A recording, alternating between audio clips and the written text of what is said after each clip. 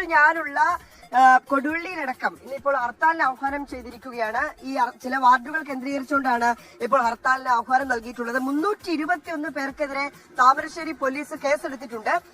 ഇത് പോലീസിന് നേരെ അക്രമം അഴിച്ചുവിട്ടു, കലാപം, വഴി തടയൽ, അന്യായമായ സംഘം ചേരൽ തുടങ്ങിയ വകുപ്പുകൾ പ്രകാരമാണ് കേസെടുത്തിട്ടുള്ളത്. സമാനതകളില്ലാത്തൊരു പ്രതിഷേധത്തിനാണ് നമ്മൾ ഇന്നലെ ഈ കട്ടിപ്പാറ എന്ന മേഖല സാക്ഷ്യം വഹിച്ചത്. കാരണം രാവിലെയൊക്കെ വളരെ ശാന്തമായി സമരം തുടരുകയും ഉച്ചയ്ക്ക് ശേഷം അതിന്റെ സ്വഭാവം മാറുന്നതുമാണ് നമുക്ക് കാണാൻ കഴിഞ്ഞത്.